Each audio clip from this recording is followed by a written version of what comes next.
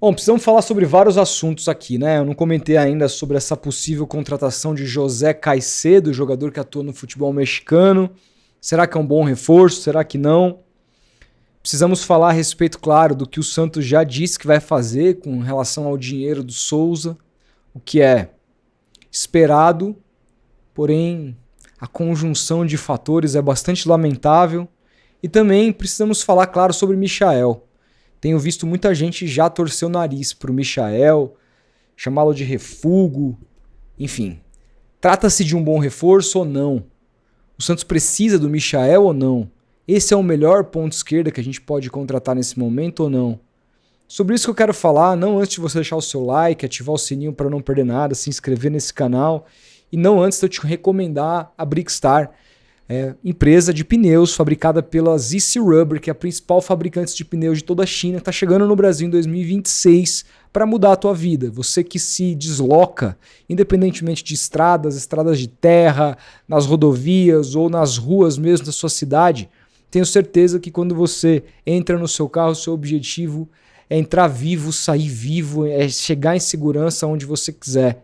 E o principal item de segurança do seu carro, independentemente da tecnologia, sempre vai ser o que toca o chão, e é o pneu. Então, portanto, se você quer um pneu que traz ampla tecnologia da principal fabricante da China, que está mudando o mercado, conheça um pouco mais a Brickstar através do link que está aqui para você na descrição ou apontando a sua câmera para o QR Code que aparece para você na tela. Bom, José Caicedo. Acho que é um bom assunto para a gente começar. Trata-se ou não trata-se de um bom reforço? Olha, pelo que eu vi, eu gostei. Um volante de estatura, um volante que parece rápido, um volante que tem bom índice de acerto de passe e um volante muito marcador, que rouba muitas bolas ao longo do jogo e que tem uma passada larga. Interessantíssimo o jogador. Só que muito me surpreende esse interesse do Santos pelo Caicedo, diante do fato de que o Santos havia apostado todas as suas fichas no Loyola, jogador da seleção chilena, jogador do Independiente. Isso porque são jogadores com características completamente diferentes. O José Caicedo, ele é um camisa 5. Por mais que ele tenha um poder de marcação que outros jogadores do Santos não têm, sem contar que, para mim, das melhores contratações do Santos dessa era Marcelo Teixeira é o Ilharão, que também atua como primeiro volante. O Santos tem algum jogador para substituir o Ilharão? Não acredito. Tomás Rincon não dá mais. O João Schmidt, quando joga por ali, não consegue. O Zé Rafael não tem físico mais para sair acompanhando e caçando o jogador. Então, de fato, é uma lacuna no elenco do Santos. Alguém para poder jogar quando o Arão não puder. Reparem que o Arão jogou os 3 jogos, além de ter sido capitão. No último jogo, que ele era um cara que já tinha mais minutagens ali contra o Guarani, ele não saiu, porque ele era muito importante durante o jogo e ele é um cara mais velho, que não vai ter condições de jogar a temporada inteira no mais alto nível. Então, pensando nesse sentido, para um cara para revezar com o Arão em determinado momento, até substituir o Arão, dado o fato de que o José Caicedo tem 23 anos e o Arão 30 e tralalá, não acho uma contratação ruim, ainda mais se ela vier por empréstimo, mas não se enganem. Na minha maneira de enxergar futebol, não há nada que ver com a contratação do Loyola. Não são jogadores parecidos. Claro, o Loyola também, assim como o Caicedo, é um ótimo marcador, mas o Loyola é um 8. O Loyola é um jogador que atua sobretudo pelo lado direito, que faz a lateral direita. É um jogador muito mais parecido em termos de posicionamento com o Gabriel Menino. E aí pode ser que o Santos tenha substituído o Loyola pelo Gabriel Menino. E não se fala mais nisso. Isso a gente vai ter que esperar a definição do mercado. De repente o Santos, o próprio Vojvoda, enxerga no Gabriel Menino as possibilidades de fazer o que o Loyola fazia. Que é marcar, desarmar, correr, ter bastante intensidade, mas pisar na área. Cair pelo lado direito para fazer o tripé ali, fazer as triangulações, seja com o Igor Vinícius, seja com o Barreal, que costuma cair por ali também. Se o Vojvoda acha que o Gabriel Menino é esse cara para ficar no lugar do Loyola, aí é outra história. Acha até que o Gabriel Menino tem menos intensidade, menos altura e tem menos combate do que o Loyola. né? E o Loyola era um cara também que pisava mais na área, embora o Gabriel Menino finalize muito bem. Mas acho que eles têm muito mais características parecidas do que o Caicedo. Vamos entender, o mercado está bastante estranho para o Santos, né? Um mercado que o Santos contrata o Gabriel Menino, como já citado aqui, numa oportunidade de mercado diante de uma busca do Atlético pelo Vitor Hugo, e o Gabriel, que a gente sabe que fez tudo para vir para o Santos, que mesmo na coletiva de apresentação, deixou claríssimo que o grande objetivo dele para a temporada era voltar para casa.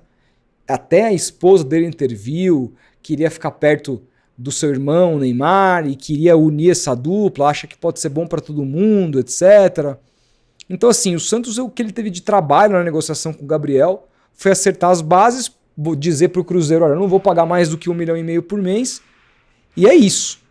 Ponto. O Santos pisou no freio ali, acho que foi firme na negociação e conseguiu trazer o Gabriel de graça por 1 ano. Claro, não tem opção de compra. Se o Gabriel brilhar ao longo de 2025, vai ser muito difícil mantê-lo, a não ser que o Santos faça uma loucura. E às vezes, mesmo que queira fazer uma loucura, pode ser que pinte interesse de outros clubes dispostos a pagar muito mais ao Cruzeiro. Então, o futuro do Gabriel diante do modelo de negociação, ele é incerto. Agora, não há mais ninguém.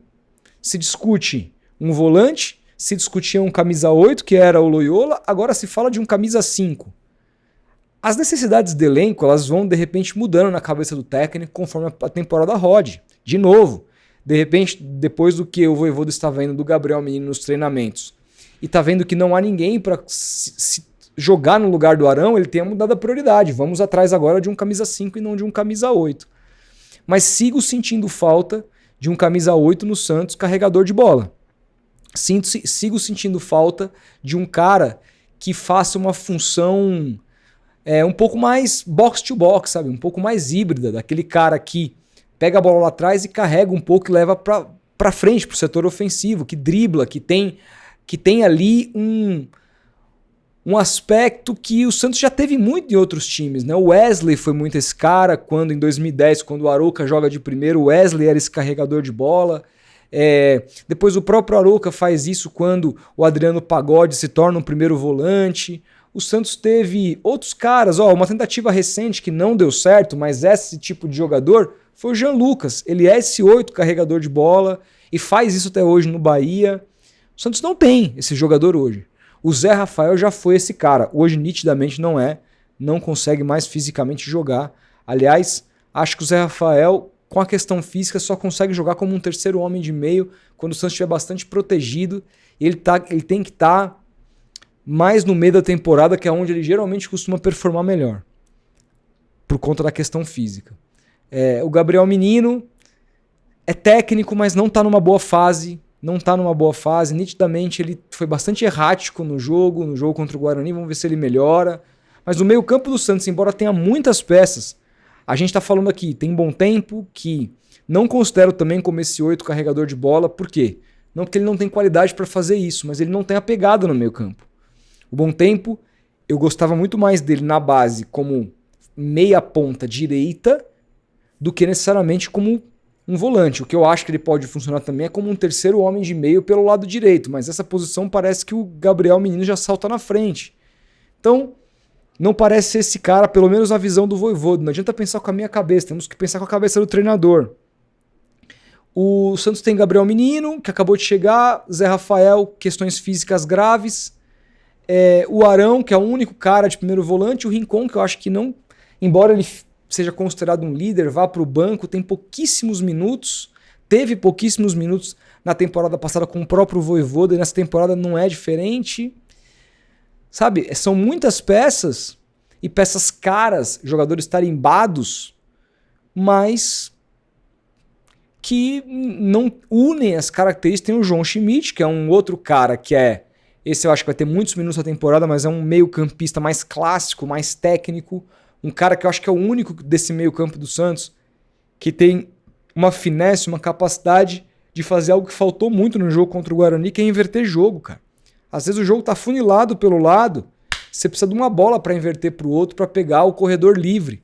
O João Schmidt ele tem essa bola longa, poucos volantes, quase nenhum volante do Santos tem muito essa bola. E você não tem nem esse camisa 5 caçador, que eu vejo na figura do Caicedo, nem esse camisa 8 carregador que eu via na figura do Loyola. Vamos ver se o Santos vai atrás só do Caicedo e vai encerrar a busca por meio campo, de repente vai entender que precisa mais de um lateral esquerdo nesse momento, ou se não, buscar um ponta. E a gente já pode falar do Michael para complementar. Eu sempre achei o Michael um jogador burro. Sempre achei o Michael um jogador que faltava neurônios, um jogador muito habilidoso, muito bom, às vezes acaba com o jogo, às vezes não joga nada, muito inconstante, desde a época do Goiás. Ele viveu um ano de muito boa fase no Flamengo, que foi 2021, quando o Flamengo foi vice da Libertadores para o Palmeiras, ele foi titular naquela final, não jogou bem aquele dia, mas é um jogador de drible, um jogador que quebra linhas, mas é um jogador que tem um passado psicológico complicado. A história do Michael é dura, ele já teve problemas com várias coisas no passado e ele superou esses problemas para se tornar jogador de futebol e conseguiu ter sucesso, mas eu não sei se é um jogador que dá para confiar tanto assim no aspecto fora de campo. Isso deveria ser uma pesquisa que o Santos deveria fazer não só com ele, mas com qualquer jogador que contrata. Conversar com as pessoas próximas, entender e tudo mais, com outros jogadores. As pessoas se conhecem, cara, sabe? Só se você souber fustigar e investigar, você vai saber como que o cara anda, o que o cara anda aprontando ou se ele tá tranquilo. Mas assim, é um jogador que tem vários problemas, né? Pra mim ele é um Soteldo 2.0, assim. Ele é melhor que o Soteldo, ele faz mais gols, ele dá mais assistências, mas é um jogador franzino, rápido, que vai fazer o torcedor levantar, e vai ajudar na temporada, mas não vai ser um cara que vai proteger o setor esquerdo. E diante do fato do Santos hoje ter um lateral esquerdo que é da base, que não pode ser queimado, seria muito importante que um ponto esquerdo do Santos tivesse uma capacidade de combate melhor, que é do Michael, até porque o Santos planeja jogar a temporada com dois atacantes como Gabriel e Neymar, que não marcam ninguém. Você precisa ao menos defender com 8 para esses dois não terem grandes funções defensivas, definirem o jogo lá na frente. Então esse ponta, em termos de característica, precisa ter uma marcação mais próxima de como o Guilherme tinha na temporada passada. O Michael tecnicamente é melhor que o Guilherme. Ofensivamente ele tem muito mais ferramentas do que o Guilherme. Mas em termos gerais, eu não sei se é uma contratação tão melhor do que o Guilherme.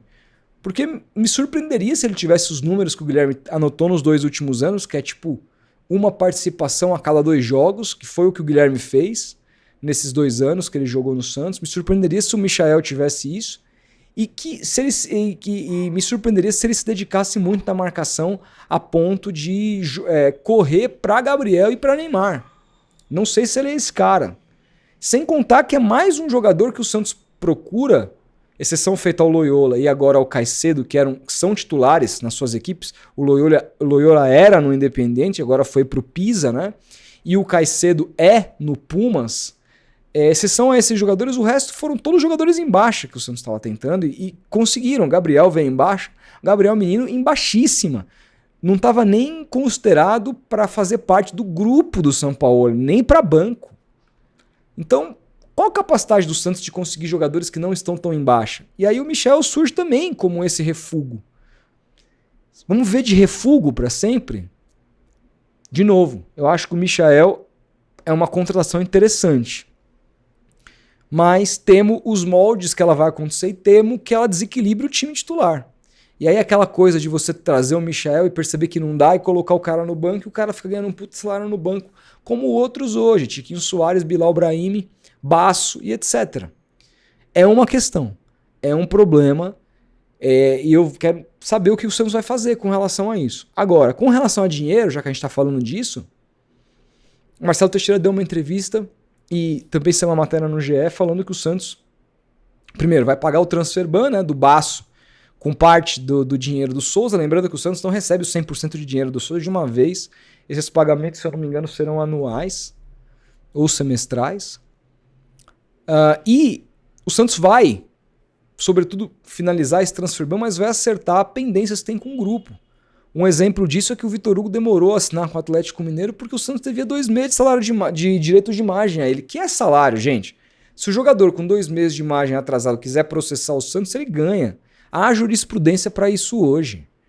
E complica a vida do Marcelo Teixeira, já que estatutariamente é proibido se atrasar salário de jogador por mais de 2 meses. Evidenciaria, jogaria na cara de todo mundo que se está atrasando salário no Santos. E aí, assim, vai fazer o quê? Né? Não vai fazer nada, tem que pagar os jogadores, tá tudo certo. Não tem, se os jogadores não tiverem o salário em dia, esquece, é a segunda divisão. Esquece. O Santos tem que pagar os salários em dia. Jogador que não recebe não corre. Deve ser prioridade. Salário, direito de imagem, premiação, o que tiver, o que combinou tem que pagar. Agora, a minha preocupação diante de tudo isso é o que eu venho sempre falando, né? O dinheiro de jogadores que são promissores, importantes, titulares da base, eles vêm para pagar o quê? Para pagar a manutenção de outros jogadores tantos ruins que o Santos tem. O Souza vai ser para pagar a salário do Bilal, vai ser para pagar salário do Tiquinho. A venda do Souza vai ser para pagar direito de imagem do Baço, que está atrasado, sabe? Isso é muito triste, o Santos se desfazendo cada vez mais dos seus jovens, se desfazendo cada vez mais dos jogadores com potencial, dos jogadores que poderiam até ter uma margem para brilhar por mais tempo no Santos, devolver coisas importantes ao Santos e até se valorizarem ainda mais para a venda ser mais cara. O Santos tem que vender antes esses atletas, com uma política de não valorizá-los, porque o Santos tenta manter o Souza na reta final da negociação, propõe uma renovação de contrato para o Souza e o Souza não aceita, deixando o Santos entre a cruz e a espada, deixando o Santos completamente entre a cruz e a espada. Por quê? Porque o Souza ganhava pouco e os seus concorrentes de posição ou outros jogadores do elenco muito mais velhos que não fizeram 1% do que o Souza fez pelo Santos, até mesmo com relação à questão de deixar um legado de dinheiro para o clube, ganham muito mais. Até onde essa política vai levar o Santos é o que eu venho mais batendo nesse ano. E eu não estou falando sobre Gabriel e Neymar. Eu sou contra se pagar 4, 5 milhões para o Neymar. Não gosto disso. Já falei aqui várias vezes. Sei que tem gente que discorda. Caguei. Não pagaria. Mas eu até entendo, velho. 21 milhões não. Aquilo ali que se pagou no primeiro semestre, aquilo é papo de polícia. Era papo do Marcelo Teixeira, na época, quem era o diretor, o Pedro Martins, saía algemado da Vila Belmiro. Pra mim, né? Agora, 4, 5 milhões eu não pagaria, mas eu até entendo. É o Neymar. Eu até entendo pagar 1,5 milhão pro Gabriel, 2 milhões. É o Gabriel. Agora, pagar 1,5 milhão pra Tiquinho, pagar 1,3 milhão pra Bilal, pagar 1 milhão pra Mike, pagar, sei lá, 600 pau pra Baço. Cara, junta todo esse salário de gente que o Santos... Junta esse salário dessa gente. Quem que o Santos poderia trazer? O Santos poderia, na posição de cada um desses caras, se você pega o Tiquinho, centroavante, Pedro Assis, é a terceira opção mesmo? Substitui o cara. Bilal, Matheus Xavier, substitui. Ou, sei lá, o Nadson, substitui. Melhor que o Bilal. Aí o Mike, o Sherman. Afinal, o Mike não tá jogando nada, o Sherman não vai jogar pior. O Baço, pô, o Alencar da base. Imagina que essa galera, você não paga o salário deles e a base substitui. Você sobra com 3, 4 milhões pra você falar, cara, aí sim você tem dinheiro pra falar, bom, beleza, vou pegar esses 4 milhões e vou trazer 2 cerejas. O volante e o zagueiro, o Santos tá precisando. Ou o lateral esquerdo, porque só tem o Escobar aqui, o Lira ainda jovem. Você trazer 2 ou 3 caras, ou você fala assim, não, quer saber? Vou dar um all-in, vou trazer um puta de um cara ganhando 4 milha por mês. Ô Verratti, vem cá, quanto você quer ganhar? Tenho 4 milha pra te oferecer, você vai mudar o time no meio... Sabe? Dá pra você fazer esse tipo de coisa. Só que o Santos gasta muito mal o dinheiro. Marcelo Teixeira e sua gestão gastam muito mal o dinheiro. Quer um exemplo? No ano passado, eu trabalhava ainda com o Edu no Vem Pro Peixão. E eu gravei um vídeo que a gente discordou na época sobre a renovação do Kevson. Eu fiquei completamente puto que o Santos renovou por 3 anos com um lateral horroroso chamado Kevson. Uma porcaria de lateral. E aí eu falei, cara, não faz sentido dar 3 anos de contrato pra esse moleque ruim. O que aconteceu? O moleque perdeu espaço com o Kleber Xavier, que não utilizou. O Santos emprestou ele pro Sport. O cara não foi opção no último colocado do Campeonato Brasileiro, foi devolvido. Agora o cara tá treinando separado com mais 2 anos e meio de contrato, sendo que o contrato dele tinha acabado. O contrato dele tinha acabado. Era só dispensar. Só dispensar, não, mas vamos emprestar pro Sport, vai que quem compra. Mas aí se ninguém comprar, você tem 2 anos e meio do contrato do cara para seguir pagando. E o cara ainda pode alegar na justiça que você deixou ele treinando separado e pode dar merda para você. São coisas que são óbvias. A culpa é de quem de renovar o contrato do Kevson? Sabe o que deveria fazer o autor da renovação do contrato com o Kevson? Ter todo o salário do Kevson subtraindo do salário de quem tomou essa decisão. Aí o cara não toma essa decisão. Se vai sair do bolso dele, ele não topa em renovar o salário do Kevson. Mas o Kevson ter renovado o salário, ninguém fala nada. O que se fala, o que se chia, é quando renova o contrato do Andrei Quintino para perseguir o cara, para perseguir o pai do cara. O cara ganha salário de 20 conto, 12 mil reais líquido na carteira, tá ligado? Aí todo mundo fica puto pra caralho, é complô, tem que investigar e o cacete. Kevson renovaram por 3 anos, esse jogador que é da base, mas a gente viu, teve oportunidade, jogou, teve minutos, e a gente viu que é fraquíssimo. Renovaram por 3 anos. E aí são as contas do Santos, que é uma só, que vão indo pro cacete. Péssima gestão.